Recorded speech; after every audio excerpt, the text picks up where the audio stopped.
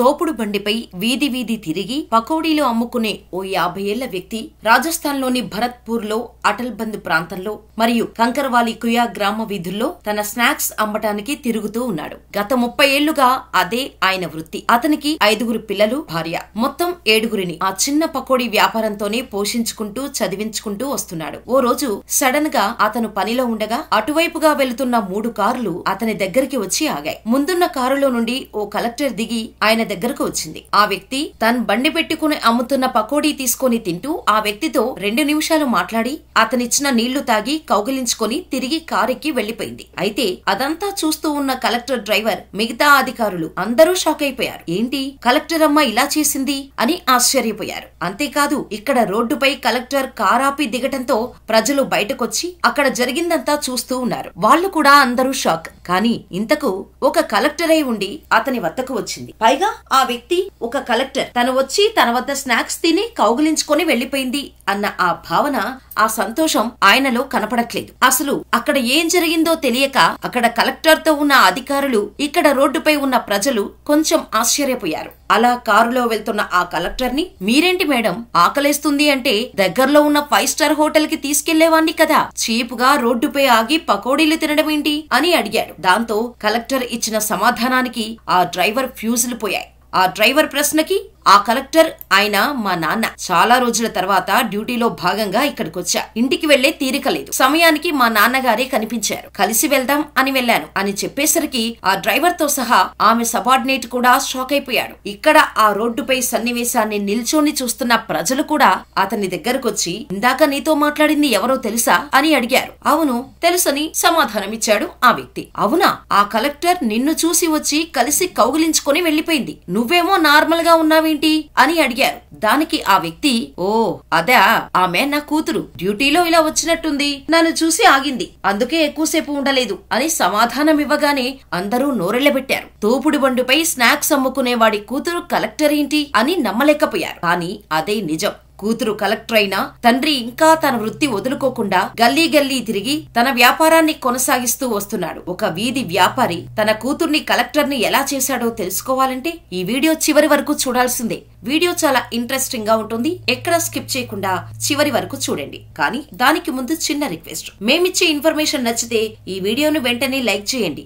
అలాగే ఇప్పటి వరకు మా ఛానల్ ని సబ్స్క్రైబ్ చేసుకుని వారుంటే వెంటనే సబ్స్క్రైబ్ చేసుకుని పక్కనే ఉన్న బెల్ ఐకాన్ కొట్టేసి నోటిఫికేషన్ ఆన్ లో పెట్టుకోండి. చివరిలో మీ అభిప్రాయాన్ని మాకు కామెంట్ చేయటం మాత్రం మర్చిపోవద్దు. ఈ వీడియోని మీ ఫ్యామిలీ అండ్ ఫ్రెండ్స్ తో పాటు వీలైనన్ని గ్రూప్స్ లో షేర్ చేయండి. ఇలాంటి విజయగాథలు తప్పకుండా ప్రతి ఒక్కరూ తెలుసుకొని తీరాలి. మరి ఇక వీడియో స్టార్ట్ చేసేద్దాం.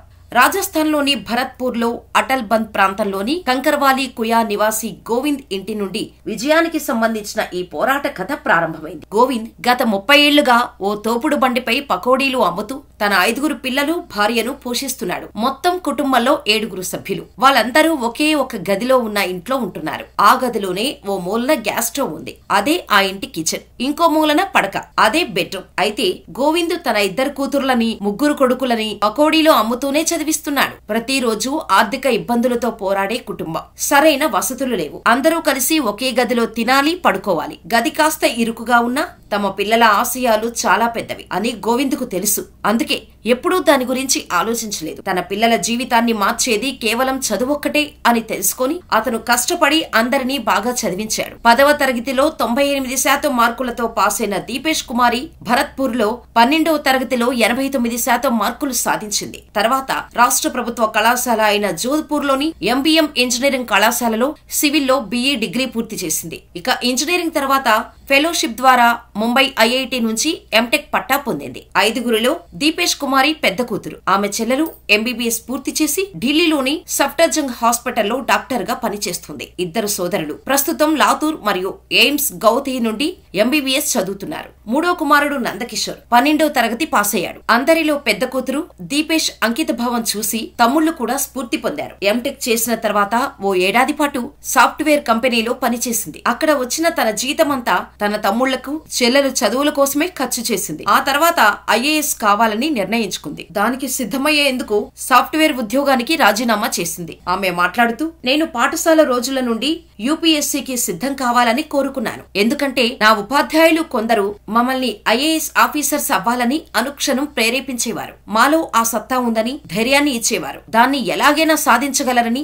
నమ్మకం ఇచ్చేవారు. అందుకే అప్పటి నుండి ఏనాటికైనా సివిల్స్ సాధించాలి, ఐఏఎస్ ఆఫీసర్ అవ్వాలని అనుకునేదాన్ని. అయితే నా తమ్ముళ్లు, చెల్లెలు చదువు కోసం చదువయ్యాక వెంటనే ఉద్యోగం చేయడం మొదలుపెట్టాను అని చెప్పింది. అయితే దీపేష్ కుమారి ఆమె యూపీఎస్సీ ప్రిపరేషన్ ను 2019లో ప్రారంభించింది. ఢిల్లీలోని ఒక కోచింగ్ సెంటర్ లో చేరింది. కానీ కోవిడ్ లాక్డౌన్ కారణంగా తిరిగి ఇంటికి వచ్చేసింది. ఇంటికొచ్చిన దీపేష్ మళ్లీ తిరిగి వెళ్లకుండా ఇంట్లో ఉంటూనే సివిల్స్ కు సిద్ధమైంది. అయితే దీపేష్ కుమారి తన మొదటి ప్రయత్నంలోనే ఆమె ఇంటర్వ్యూ వరకు చేరుకుంది. కానీ ఇంటర్వ్యూలో రాణించలేకపోయింది. ఇది సర్వసాధారణంగా జరిగే ప్రక్రియ. చాలా మంది యూపీఎస్సీ ఆస్పిరెంట్స్ ఇంటర్వ్యూలో అనేక కారణాల వల్ల సక్సెస్ కాలేకపోతారు. దీపేష్ కుమారి విషయంలో కూడా అదే జరిగింది. తన రెండవ ప్రయత్నంలో అన్ని క్లియర్ చేసి ఆల్ ఇండియా 93వ ర్యాంకును కొట్టేసింది. ఆమె ఆప్షనల్ సబ్జెక్ట్ మ్యాథమెటిక్స్. అయితే ఈసారి ఇంటర్వ్యూలో మంచి మార్కులు సాధించి 195 మార్కులు స్కోర్ చేసింది. యూపీఎస్సీ 2021లో 93వ ర్యాంకు సాధించడం ద్వారా తన చిన్నప్పటి నుండి పెట్టుకున్న కలను నెరవేర్చుకుంది. తండ్రి పెట్టుకున్న నమ్మకాన్ని గెలిపించింది. ఈడబ్ల్యూఎస్ విభాగంలో ఆమెకు 4వ ర్యాంకు వచ్చింది. అయితే ఈ విజయానికి కారణం ఆమె కుటుంబం యొక్క అద్భుతమైన పోరాటం. ఆమె తండ్రి గోవింద్ ఎన్ని కష్టాలున్నా పిల్లల చదువుపై మాత్రం పూర్తి శ్రద్ధ పెట్టాడు. ఇప్పుడు కూతురు ఐఏఎస్ ఆఫీసర్ అయినా తండ్రి మాత్రం ఇంకా అదే బండిపై పకోడీలు అమ్ముతూ వస్తున్నాడు. కూతురి పరీక్షా ఫలితాలు వచ్చేసరికి తండ్రి గోవింద్ తన పనిలో వీధుల్లో పకోడీలు అమ్ముతూ ఉన్నాడు. మరియు మరుసటి రోజు కూడా అతను తన బండితో స్నాక్స్ అమ్మటానికి బయలుదేరాడు. నగరంలోని ఇతర వ్యక్తులు తనను అభినందించినప్పుడు గోవింద్ తన కుమార్తె విజయంతో సంతోషంగా ఉన్నానని చాలా ప్రశాంతంగా చెప్పాడు. ఒక వ్యక్తి జీవితంలో ఆనందం మరియు దుఃఖం రెండూ వస్తాయి. అయితే అతను మాత్రం కష్టానికి ఎప్పుడూ దూరంగా ఉండకూడదు అని చెబుతాడు గోవింద్. ప్రజలు నీకెందుకు ఇంకా ఈ పని, మంచిగా ఇంట్లోనే హాయిగా ఉండొచ్చుగా అని అడిగితే, నా కూతురు ఈ రోజు కలెక్టర్ కావచ్చు, కానీ నేను ఇది గత 30 ఏళ్లుగా చేస్తూనే ఉన్నాను. ఈ పని చేయడం అంటే నాకిష్టం. ఇప్పుడు కూతురు కలెక్టర్ అయిందని నేను దీన్ని వదులుకోలేను అని సమాధానమిస్తాడు గోవింద్. 2022లో కూతురు ఐఏఎస్ ఆఫీసర్ అయినా ఇప్పటికీ తన భార్యతో కలిసి అదే చిన్న ఇంట్లో ఉంటూ ఆ పకోడీల వ్యాపారం చేస్తూనే ఉన్నాడు దీపేష్ కుమార్ తండ్రి గోవింద్. ఎంత గొప్ప మనస్తత్వం కదా! నిజంగా ఎంతమంది ఇలా బ్రతకగలరు? ఇలాంటి వ్యక్తులను మీ జీవితంలో ఎవరైనా ఉంటే కామెంట్ చేయండి. ఈ వీడియో మీకు నచ్చిందని అనుకుంటున్నా. ఆమె పూర్తి పేరు దీపేష్ అయ్యర్ కుమారి. మరి మేమిచ్చిన ఈ ఇన్ఫర్మేషన్ మీకు నచ్చితే ఈ వీడియోని లైక్ చేసి ఐఏఎస్ దీపేష్ అయ్యర్ కుమారి స్టోరీపై మీ అభిప్రాయాన్ని మాకు కామెంట్ చేయండి. ఈ వీడియోని ఇతరులతో సాధ్యమైనన్ని గ్రూపుల్లో షేర్ చేయండి. దీపేష్ కుమారి కథను 100 మందిలో కనీసం ఒక్కరైనా స్ఫూర్తిగా తీసుకున్నా చాలు. మరో వీడియోతో మరో అద్భుతమైన వ్యక్తి కథతో మళ్ళీ కలుద్దాం. అప్పటి వరకు ఇక్కడున్న ఈ వీడియోలు కూడా చూసేసి మా వీడియోలు మరో కంటెంట్ గురించి సలహాలు, సూచనలు ఏవైనా ఇవ్వాలనుకుంటే తప్పకుండా కామెంట్ లో తెలియచేయండి. లేదా jmediatelugu@gmail.com కి ఇమెయిల్ చేయండి. మీ ప్రతి సలహాని, సూచనల్ని తప్పకుండా పరిగణలోకి తీసుకుంటాం.